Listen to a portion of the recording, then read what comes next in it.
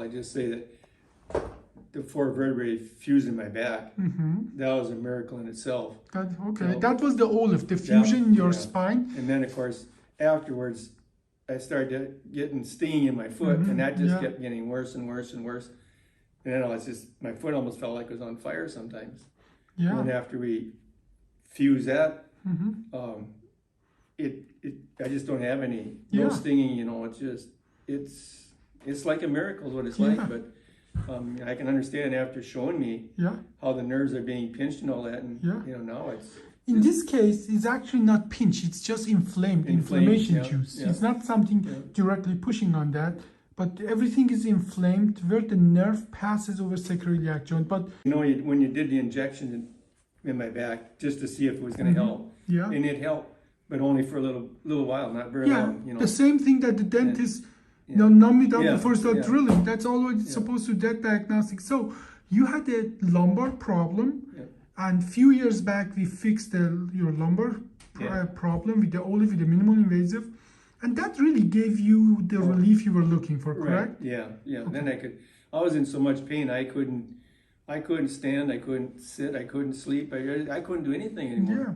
No, that surgery, what year was that surgery? That was like 3 years ago. 3 years.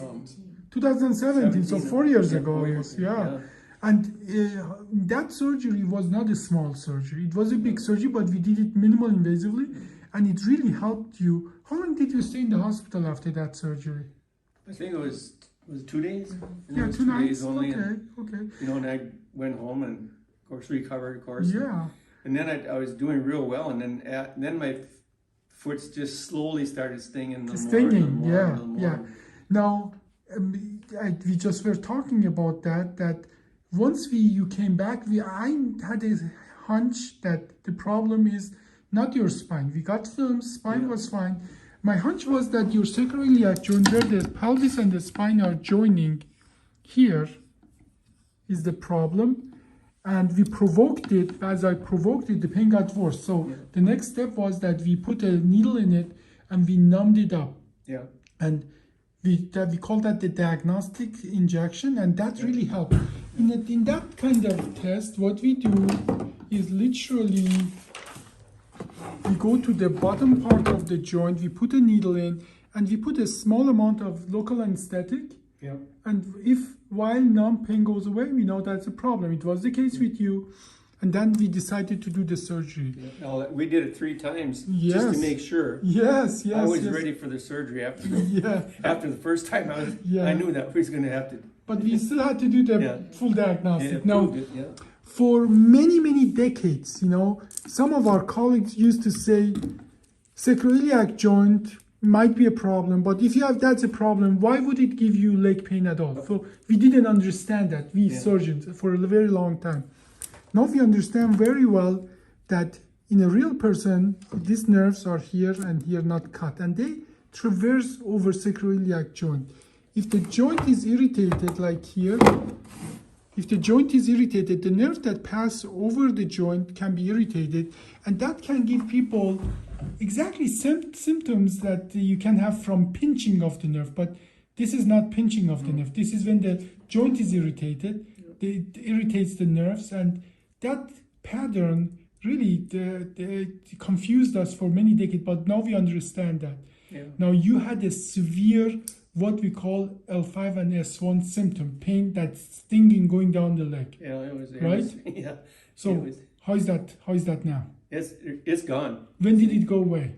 Well, right after we got down to surgery, I mean, this last fusion.